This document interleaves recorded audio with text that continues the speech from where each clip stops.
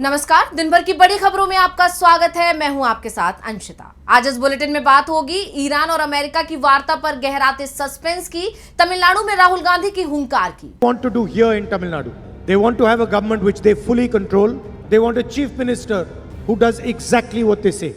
देखेंगे बीजेपी नेता को कोर्ट ने क्यों लगाई फटकार, एसआईआर पर सुप्रीम कोर्ट ने कैसे बढ़ा दी चुनाव आयोग की परेशानी, जानेंगे नीतीश के दांव से कैसे मुश्किल में पड़ी बीजेपी, और बुलेटिन के आखिर में देखेंगे जाने माने कार्टूनिस्ट इरफान की किस खबर पर पड़ी तिरछी नजर। लेकिन दिन भर की तमाम बड़ी खबरों से पहले एक नजर आज की सुर्खियों पर। सुभाष चंद्र बोस को राष्ट्रपुत्र घोषित करने की मांग खारिज, सुप्रीम कोर्ट ने लगाई फटकार, कहा पब्लिसिटी के लिए सब करते हो, कोर्ट में एंट्री बैन कर देंगे। कांग्रेस प्रवक्ता पवन खेड़ा ने खटखटाया गुवाहाटी हाईकोर्ट का दरवाजा, अग्रिम जमानत की लगाई गुहार, सीएम हेमंत बिस्वा शर्मा की पत्नी ने खेड़ा के खिलाफ किया है केस।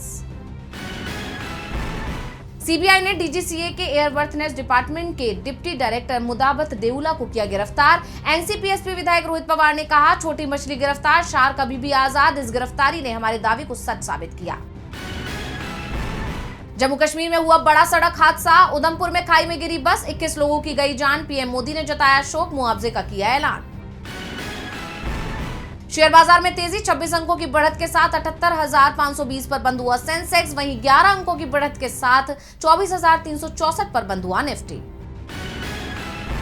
ये तो थी सुर्खियां, अब बात आज की सबसे बड़ी खबर की।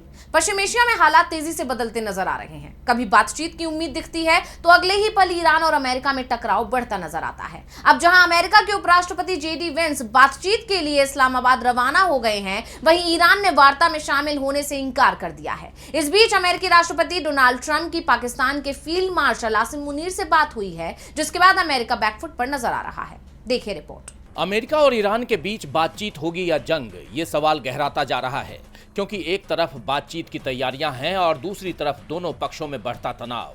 पाकिस्तान में जहां इस्लामाबाद को रेड जोन बना दिया गया है, वार्ता का मंच तैयार कर दिया गया है, अमेरिकी उपराष्ट्रपति जेडी वेंस कुछ ही घंटों में इस्लामाबाद पहुंच जाएंगे, लेकिन ईरान बातचीत के लिए तैयार नहीं दिख रहा।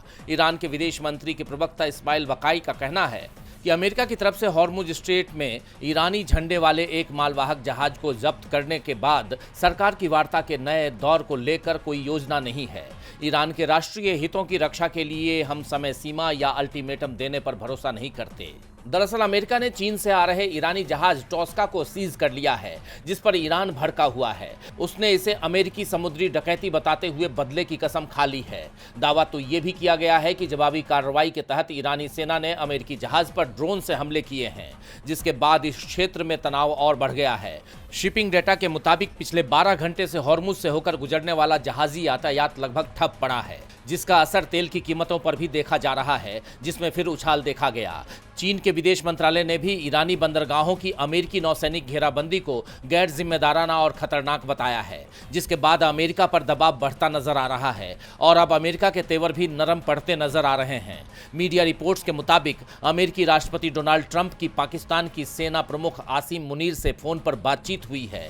इस दौरान मुनीर ने ट्रंप को बताया कि स्ट्रेट ऑफ हॉर्मुज की नाकेबंदी बातचीत में बाधा है, जिसके जवाब में ट्रंप ने कहा कि वो उनकी सलाह पर विचार करेंगे। जिसके बाद सवाल ये उठ रहे हैं कि क्या ईरान की जिद के आगे ट्रंप हॉर्मुज को लेकर बैकफुट पर आएंगे, क्योंकि जब तक ईरान की शर्तें नहीं मानी जाती, जब तक उसे ये भरोसा नहीं दिया जाता है कि उसकी चिंताओं पर भी विचार किया जाएगा, तब तक वो बातचीत की टेबल पर नहीं आएगा। ऐसे में सबकी निगाहें ट्रंप पर हैं कि वो इस पर क्या फैसला लेते हैं। हालांकि रूस ने जरूर इस बात का भरोसा जताया है कि खाड़ी देशों और वैश्विक अर्थव्यवस्था के हित में अमेरिका और ईरान वार्ता जारी रहेगी और अब इस पर अंतिम फैसला ईरान को लेना है। इस्लामाबाद में दूसरे दौर की शांति वार्ता को लेकर चर्चा तेज है तो तमिलनाडु में चुनावी शोर जोर पकड़ चुका है। राज्य में चुनावी रैलियों का दौर जारी है और इन रैलियों में सियासी दलों का एक दूसरे पर वार पलटवार भी तेज हो गया है। इसी कड़ी में कांग्रेस सांसद राहुल गांधी ने राज्य में एक जनसभा को संबोधित करते हुए बीजेपी और आरएसएस को आड़े हाथों लिया है। तो क्या कुछ कहा है राहुल ने, जानने के लिए देखिए ये रिपोर्ट। तमिलनाडु की सियासत चुनावी उबाल पर है और सत्ता की जंग अब खुली टक्कर में बदल चुकी है। जैसे जैसे मतदान की घड़ी करीब आ रही है, आरोपों और पलटवार की धार और तेज होती जा रही है। इसी कड़ी में कांग्रेस सांसद राहुल गांधी ने कन्याकुमारी में एक चुनावी रैली को संबोधित किया। इस दौरान उन्होंने भाजपा और आरएसएस पर तीखा हमला बोला। राहुल ने कहा, एआईएडीएमके के नेताओं ने भ्रष्टाचार के कारण भाजपा के सामने समर्पण कर दिया है। राज्य में भाजपा अपनी पकड़ मजबूत करने के लिए AIADMK का इस्तेमाल कर रही है। भाजपा पूरे देश में नफरत, क्रोध और हिंसा फैला रही है। कुछ बड़े व्यापारियों के हाथों में सत्ता केंद्रित कर रही है। एक असमान भारत का निर्माण कर रही है। अल्पसंख्यक समुदायों के हमारे भाइयों और बहनों को धमकी दे रही है और डरा रही है। हम एक सामंजस्यपूर्ण, निष्पक्ष और सम्मान देश में विश्वास करते हैं। राहुल यही नहीं रुके, उन्होंने राष्ट्रीय स्वयंसेवक संघ पर भी जमकर निशाना साधा और कहा कि RSS द्रविड़ विचारधारा को पसंद नहीं करता और तमिलनाडु पर अपना नियंत्रण स्थापित करना चाहता है। तमिलनाडु की पहचान, भाषा और संस्कृति को बचाने के लिए इस विचारधारा को समझना जरूरी है। इस चुनाव का सबसे महत्वपूर्ण हिस्सा भाजपा और RSS को तमिलनाडु में प्रवेश करने से रोकना है। जैसे आप जानते हैं कि राज्य में 23 अप्रैल को चुनाव होने हैं और इसी को लेकर ताबड़तोड़ रैलियों का दौर जारी है। अब राहुल के इन आरोपों ने राज्य की सियासत में बवाल मचा दिया है।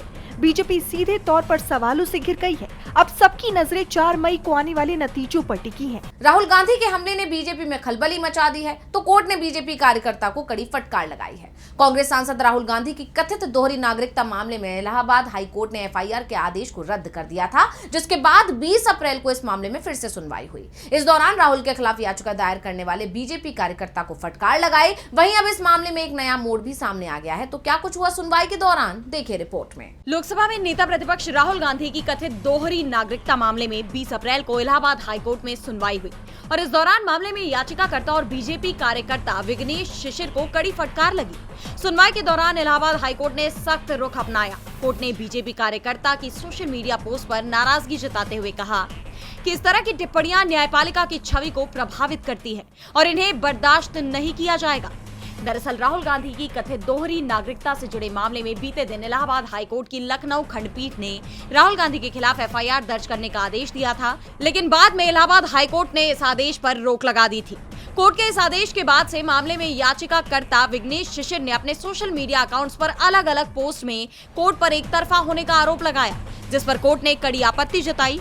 यही नहीं, सुनवाई के बीच जस्टिस विद्यार्थी ने मामले से खुद को अलग भी कर लिया और केस को आगे की कार्रवाई के लिए दूसरी पीठ के पास भेज दिया। मामले की सुनवाई के दौरान आवेदक शिशिर ने अदालत से अनुरोध किया कि इस केस को 2 दिन बाद लिया जाए, जिस पर हाईकोर्ट ने कहा कि जब मामला सूचीबद्ध हो तभी अपनी बात रखे। बाद में शिशिर ने अपनी दलीलें रखने की कोशिश की, लेकिन कोर्ट ने साफ कर दिया कि अब उनकी दलीलें नहीं सुनी जाएंगी। इस केस से जस्टिस विद्यार्थी के अलग होने से मामले में नया मोड़ आना तय माना जा रहा है। वहीं अब इस मामले में आगे क्या होता है, ये देखना होगा। कोर्ट ने बीजेपी नेता पर नाराजगी जाहिर की है तो विरोध SIR का भी हो रहा है। पश्चिम बंगाल में विधानसभा चुनाव से पहले SIR को लेकर चुनाव आयोग और बीजेपी लगातार TMC के निशाने पर बने हुए हैं। हाल ही में चुनाव आयोग ने बिना वजह बताए वोटर लिस्ट में 7 लाख नाम जोड़े, जिस पर विवाद छिड़ गया और अब ये मामला सुप्रीम कोर्ट तक पहुंच गया। SIR प्रक्रिया को लेकर लगातार उठते इन सवालों पर अब CJI सूर्यकांत ने कड़ा रुख अपनाया है और कलकत्ता हाईकोर्ट से रिपोर्ट भी मांगी है। तो क्या है पूरा मामला, जानेंगे रिपोर्ट में। पश्चिम बंगाल में SIR प्रक्रिया को लेकर पहले ही चुनाव आयोग सवालों से घिरा हुआ है। इसे लेकर विवाद थमा भी नहीं था कि अब उसके एक और कदम पर बहस छिड़ गई है। चुनाव आयोग ने वोटिंग से पहले बंगाल की वोटर लिस्ट में 7 लाख नाम जोड़े हैं, जिसे लेकर कई सवाल उठ रहे हैं। सुप्रीम कोर्ट में भी ये मामला उठा। SIR से जुड़ी याचिकाओं पर सुनवाई के दौरान जब कोर्ट में इसका जिक्र किया गया तो CJI सूर्यकांत की बेंच ने कड़ी नाराजगी जाहिर की। वरिष्ठ वकील मेनुका गुरुस्वामी ने कोर्ट को बताया कि अखबारों की रिपोर्ट के तहत पश्चिम बंगाल चुनाव से पहले 5 से 7 लाख नए वोटर जोड़े गए। निर्वाचन आयोग ने फॉर्म 6 के जरिए नए नाम जोड़े हैं। इस पर CJI ने कहा इस पर कितने मामले हैं अलग बेंच बनानी पड़ेगी। हालांकि बेंच ने फिलहाल इस पर सुनवाई नहीं की, लेकिन ये जरूर कहा कि आप चुनौती देंगे तो हम इस पर विचार भी करेंगे। वहीं SIR प्रक्रिया को लेकर चुनावी ट्रिब्यूनलों के कामकाज पर उठते सवालों पर जरूर कोर्ट सख्त नजर आया। अदालत ने कलकत्ता हाईकोर्ट के मुख्य न्यायाधीश से तुरंत रिपोर्ट मांगी है। बेंच ने कहा कि इस मामले में हर दिन नए मुद्दे सामने आ रहे हैं, इसलिए अब अदालत ये जानना चाहती है कि क्या हकीकत में आदेशों की अनदेखी हो रही है और क्या नागरिकों को न्याय पाने में दिक्कत हो रही है। दरअसल वरिष्ठ वकील देवदत्त कामत ने कोर्ट को बताया कि अपीलेट ट्रिब्यूनल ठीक से काम नहीं कर रहे हैं, केवल ऑनलाइन आवेदन स्वीकार किए जा रहे हैं। लोगों को व्यक्तिगत रूप से पेश होने की इजाजत नहीं दी जा रही, यहाँ तक कि वकीलों को भी पक्ष रखने का मौका नहीं मिल रहा। उन्होंने ये भी आरोप लगाया कि सुप्रीम कोर्ट के आदेशों का पालन नहीं हो रहा है, जिसके बाद कोर्ट ने चुनावी प्रक्रिया की पारदर्शिता सुनिश्चित करने के लिए इन मामलों पर रिपोर्ट मांगी है। अब देखना ये होगा कि कलकत्ता हाईकोर्ट की रिपोर्ट में क्या सामने आता है और इस पर सुप्रीम कोर्ट क्या फैसला करता है। एसआईआर प्रक्रिया को लेकर चुनाव आयोग और बीजेपी लगातार ममता बनर्जी के निशाने पर है। चुनाव प्रचार में भी ये मुद्दा गरमाया हुआ है। इस बीच सीएम ममता बनर्जी ने एक चुनावी रैली के दौरान पीएम मोदी की हालिया रैली पर निशाना साधा। वहीं कांग्रेस अध्यक्ष मल्लिकार्जुन खड़गे ने जनसभा की और उन्होंने भी पीएम मोदी समेत पूरी बीजेपी पर जमकर हमला बोला। क्या है पूरी खबर, देखिए रिपोर्ट। पश्चिम बंगाल में पहले चरण के लिए 23 अप्रैल को वोटिंग होनी है। ऐसे में चुनाव प्रचार अपने आखिरी पड़ाव पर पहुंच गया है, जिसके चलते सभी राजनीतिक दलों ने प्रचार अभियान और तेज कर दिए हैं। इसी कड़ी में सूबे की मुख्यमंत्री ममता बनर्जी ने मुरारई में जनसभा की। इस दौरान उन्होंने जनता से तो टीएमसी के पक्ष में समर्थन मांगा ही, साथ ही पीएम मोदी की हालिया रैली पर भी निशाना साधा। प्रचार के दौरान पीएम मोदी के एक दुकान पर जाने और झालमुड़ी खाने को उन्होंने ड्रामा करार दिया और आरोप लगाया कि ये सब ड्रामा है। जब प्रधानमंत्री अचानक चुनाव प्रचार के दौरान बिना किसी पूर्व निर्धारित योजना के रुके तो वहां कैमरा कैसे मौजूद था? ये पूरी घटना पहले से लिखी हुई थी। उन्हें अपनी जेब में 10 रुपए का नोट रखे हुए देखा गया था। क्या इस बात पर यकीन किया जा सकता है? ममता बनर्जी के इन हमलों से बीजेपी बुरी तरह घिरी हुई थी कि इस बीच कांग्रेस अध्यक्ष मल्लिकार्जुन खड़गे ने भी पश्चिम बंगाल के कूच बिहार में जनसभा कर बीजेपी को घेरने का काम किया। खड़गे ने पीएम मोदी पर झूठ बोलने का आरोप लगाते हुए कहा कि नरेंद्र मोदी झूठों के सरदार हैं, वो चुनाव जीतने के लिए झूठ बोलते हैं। महिला आरक्षण का मुद्दा उठाते हुए खड़गे ने कहा, अगर सरकार को महिला आरक्षण लागू करना था तो उस सर्वदलीय बैठक बुलाते और सभी से पूछते इसे लागू कैसे किया जाए। लेकिन मोदी सरकार ने ऐसा न करके संसद का सत्र बुलाया ताकि दिखावा किया जा सके कि हमें महिला आरक्षण की चिंता है। सच यही है कि मोदी के खाने के और दिखाने के दांत अलग अलग हैं। कांग्रेस और टीएमसी के इन हमलों से तय है कि बीजेपी को बंगाल में कड़ी टक्कर मिलने वाली है। बंगाल में चुनावी पारा अपने चरम पर है तो बिहार में सियासी सरगर्मी तेज होती जा रही है। सम्राट चौधरी के सीएम बनने के बाद जेडीयू में असंतोष दिखाई दे रहा है और इस बीच जेडीयू विधायक दल की एक बैठक में बड़ा फैसला लिया गया। लेकिन बैठक से पहले पटना की सड़कों पर लगे पोस्टर चर्चा का विषय बन गए। इन पोस्टर्स के जरिए बिहार में सियासी समीकरण बदलने के संकेत मिल रहे हैं। तो क्या है पूरी खबर, देखिए रिपोर्ट। पटना में जेडीयू विधायक दल की बैठक हुई, जिसकी अध्यक्षता नीतीश कुमार ने की। इस दौरान बड़ा फैसला लिया गया। बैठक में नीतीश कुमार को विधायक दल का नेता चुनने के लिए अधिकृत किया गया है। जेडीयू का नेता चुनने के लिए नीतीश कुमार को अधिकृत करने का ये फैसला पार्टी की एकजुटता दिखाता है। इस बैठक में आगे की रणनीति पर भी चर्चा हुई।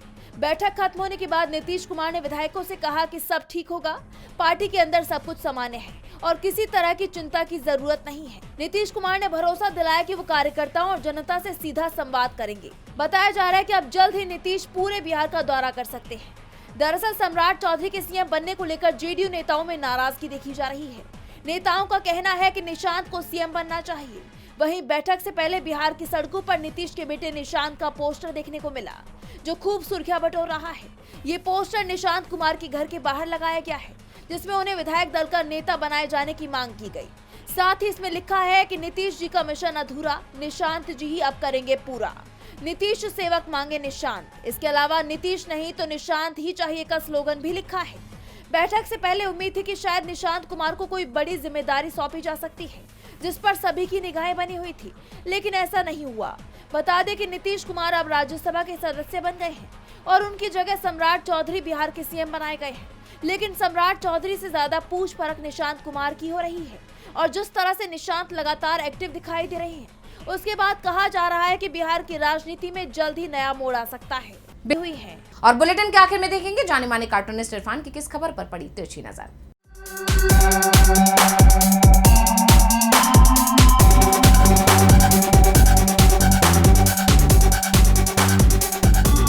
पीएम मोदी अपने चुनाव प्रचार के लिए बहुत मशहूर हैं।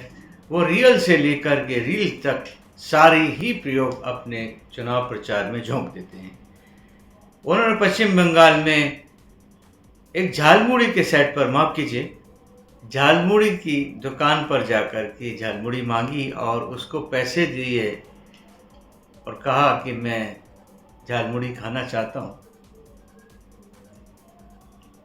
अभी हाल ही में तमिलनाडु में जब वो गए तो उन्होंने अपने आप को एक आम तमिल के रूप में पेश किया। उसके मेकअप को लेकर के और उसकी जैसा कि वो दिखाई दे रहे थे उसको लेकर के काफ़ी ट्रोलिंग भी सोशल मीडिया पर हो रही है। अब देखना यह है कि उनकी ये सब करामातें क्या कुछ चुनाव में रंग दिखाएंगी या फिर ज्ञानेश कुमार का ज्ञान ही उनके काम हमेशा की तरह आएगा?